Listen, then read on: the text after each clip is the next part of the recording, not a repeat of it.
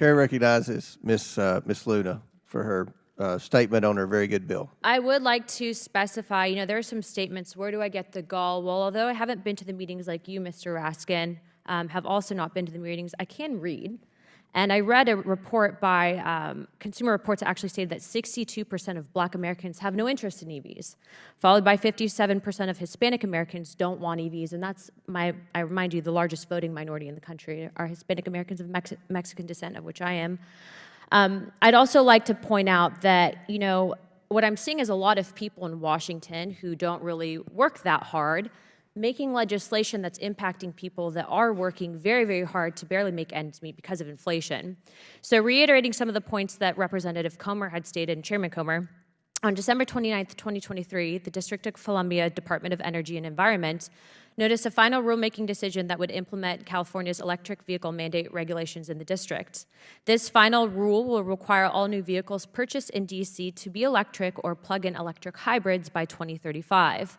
This policy is not only out of touch, but it does little to benefit economic well-being of American families and national security of our country.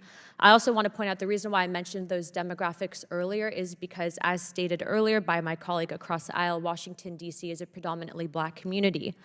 It is important to point out that D.C. lacks the proper infrastructure, as stated by Chairman Comer, to support this policy. In fact, D.C., Arlington, and Alexandria have a total of 5,069 public charging stations with more than 689,000 residents in just the district alone. D.C. residents will not only be the ones impacted by this policy, but anyone who visits or works in the district will have to deal with the consequences of this out-of-touch push towards electric vehicles.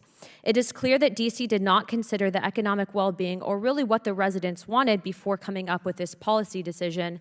And I always really have an issue when people state that it's people that are interested in big gas and petroleum that are pushing for this, when I find that a lot of the EV subsidies are actually going towards large donors for the Democrat Party. In 2022 alone, the average median household income was only $74,000 roughly. In comparison, the average cost of an electric vehicle in July 2023 is over $53,000. Given inflation and the current cost of living, American families cannot afford an electric vehicle when they're simply trying to make ends meet, as I stated earlier. Let's not also forget that the push for this kind of electric vehicle mandate actually benefits our foreign adversaries, particularly China, who makes over 80% of our world's electric batteries. When they're doing this manufacturing, it does contribute to air pollution. So if you're going to do it, let's at least not help the place that's polluting the world the most.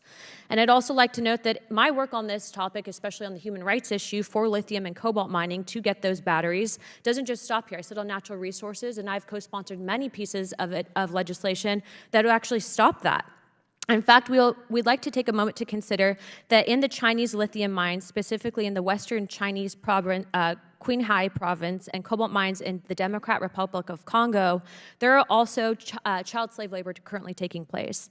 These mines, which supply the minerals needed for electric vehicles, use forced labor of children and slaves.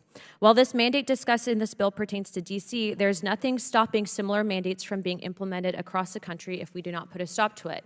So, I'm doing exactly that. I'm listening to people not just here, but people across the country.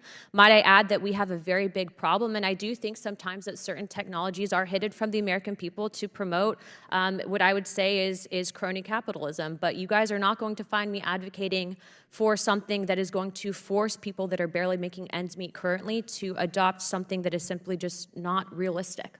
Thank you, Chairman. I yield my time. Very good.